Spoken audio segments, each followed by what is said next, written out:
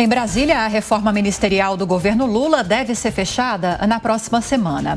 Nesta quinta-feira, um novo ministro do Turismo, Celso Sabino, tomou posse. Luciana Verdolim agora com todos os detalhes. Olha, a promessa agora é de que a reforma ministerial seja fechada na semana que vem. Os partidos do Centrão esperam ser chamados aqui pelo presidente assim que ele retornar da viagem ao Pará. Já existe indicação de que os deputados André Fufuca e Silvio Costa vão mesmo fazer parte da nova modelagem, mas ninguém ainda confirma quais cargos serão ocupados. O presidente Lula disse que ainda está trabalhando na nova modelagem. A troca de ministro não pode ser vista como uma coisa absurda, como uma coisa menor. É uma coisa muito importante. Nós temos partidos importantes que querem participar do governo, que querem fazer parte da base do governo. Então nós vamos conversar com esses partidos. Eu não estou com pressa. As pessoas sabem que eu vou fazer e sabem que o presidente da República tem que tomar muito cuidado e muita responsabilidade, porque quando você mexe no tabuleiro, você não pode mexer numa peça errada ou colocar uma peça errada.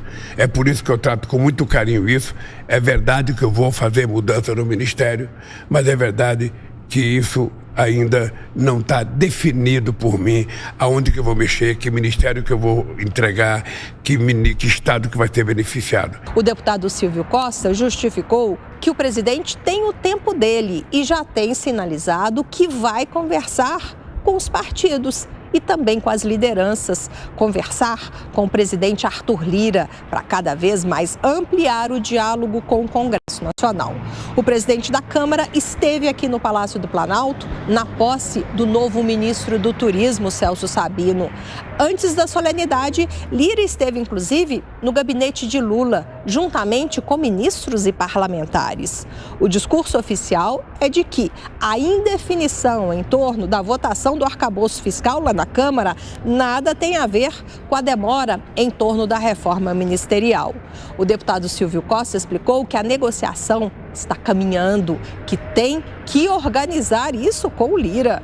O novo ministro do Turismo reforçou o discurso de que o objetivo dos partidos é ajudar o governo. Quando pessoas que pensam igual se juntam pelo mesmo objetivo, e o Congresso Nacional tem o mesmo objetivo do governo, que é gerar emprego, produzir renda, melhorar o desenvolvimento no país. Quando pessoas com o mesmo objetivo se juntam para elaborar projetos, para fomentar programas, a tendência é que essa caminhada seja lucrativa para todos. Isso passa também pela consolidação e pelo fortalecimento da base do governo no Congresso.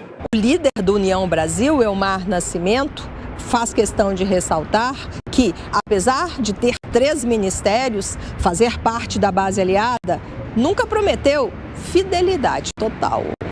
Nós temos as dificuldades de ter aí uma parte bem majoritária que tem acompanhado o governo, mas também tem que respeitar aqueles que têm diferenças hoje, ou regionais ou ideológicas, e entender isso. O governo sabe disso desde o início dessas dificuldades. É claro que após o ministro Celso Sabino, que além de ser um ministro absolutamente competente, com formação e com preparo para poder exercer um trabalho muito bom, ele tem uma capacidade política muito grande e vai nos ajudar a poder ajudar o governo. Na avaliação dele, a demora na votação do arcabouço fiscal também nada tem a ver com a reforma ministerial. De Brasília, Luciana Verdolim. Vamos então às análises. Amanda Klein, o presidente Lula, antes muito resistente em admitir que haveria uma reforma ministerial, agora já deu até data para isso acontecer, até o final da semana que vem. Quais são suas expectativas em relação a nomes que vão passar a incorporar a esplanada dos ministérios? Lívia, os nomes estão certos, o que falta são as pastas. Os nomes são Silvio Costa Filho, do Republicanos, e André Fufuca, do Progressistas. Aliás, esses 2 nomes não têm nenhuma resistência por parte do Lula, conta inclusive com a simpatia do presidente. Agora, o que tem o pano de fundo de toda essa história é uma briga por poder. O Lula tenta recuperar o poder que foi progressivamente perdido pelo Executivo ao longo dos últimos governos, de Dilma, Temer, e que chegou ao ápice com Bolsonaro, o seu orçamento secreto e sua pouca vontade de governar. Ele basicamente delegou o governo para Arthur Lira, Ciro Nogueira e outros próceres do Centrão com orçamento secreto. E o Lira, do outro lado desse estique e puxa, tenta manter esse poder. Ele perdeu parte quando o Supremo Tribunal Federal derrubou o orçamento impositivo, mas ele quer recuperar, quer ocupar importantes espaços da esplanada. Queria o Ministério da Saúde, depois sinalizou com o Ministério do Desenvolvimento Social. E o Lula está dizendo, nananina não, eu não negocio com o Centrão. Quem é a figura que representa o Centrão? É Arthur Lira. O Lula está dizendo, eu negocio com os partidos, eu negocio com os presidentes dos partidos. Ele está tentando recuperar esse poder e desempoderar, consequentemente, Arthur Lira. E agora, o refém do Lira é o arcabouço fiscal. É lógico que em on, né, como a gente fala no jargão jornalístico, publicamente, os deputados não assumem isso. Mas o que eles estão fazendo, na prática, é Lira segurando a votação do arcabouço fiscal até sair a reforma ministerial. E qual reforma? Não pode ser qualquer uma. O Centrão não pode ser contemplado com qualquer espaço de poder. Ele tem que ter um espaço de poder considerado apetitoso. E vou colocar um último ingrediente nessa nossa discussão, que é a LDO, a Lei de Diretrizes Orçamentárias, que está sob o comando do deputado Danilo Forte, próximo a Arthur Lira, e o Danilo Forte já está de olho, combinado com outros deputados, em colocar nessa LDO um mecanismo legal para tornar impositivo, já que você não tem mais o orçamento impositivo, as emendas parlamentares impositivas, ele quer tornar impositivo aquelas emendas que ficaram a cargo dos ministérios, as chamadas RP2, que é tornar essa parte do orçamento impositivo, ou seja, o Executivo teria menos poder ainda, porque teria que distribuir emendas para todos os parlamentares igualmente, sem interferir tanto no cronograma e no nome de quem recebe. Pois é, Beraldo, a LDO que não foi aprovada ainda deveria ter sido antes do recesso, então tivemos uma espécie de recesso branco. Agora, o fato é que você acha que há esse condicionamento, só se aprova, por exemplo, o arcabouço fiscal se houver essa reforma dos ministérios? Olha, a Amanda citou o tratamento que Dilma, Temer e Bolsonaro tiveram com o Congresso. Mas a gente precisa lembrar que o problema começa com Lula, lá na época do mensalão, quando ele achou que era uma boa ideia comprar voto, dando mala de dinheiro lá pelo Congresso para que congressistas pudessem apoiar as pautas do governo. Eu não vi agora Lula, no seu terceiro mandato, propor o fim dessas emendas que vão para os parlamentares. A obrigação de executar o orçamento tem que ser do Poder Executivo.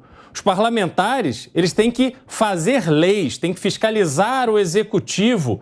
Essa é a função dos parlamentares. Eles têm que ter voto com base na sua produtividade legislativa e não simplesmente pegando bilhões de reais do orçamento e indo lá reformar a praça, fazer campo de futebol, dar ali um tapa de reforma numa UBS. Não é assim que a política tem que funcionar, mas o governo, ele não é que ele está fazendo alguma coisa para evitar isso. Ao contrário, está distribuindo bilhões de reais a cada votação para ter voto.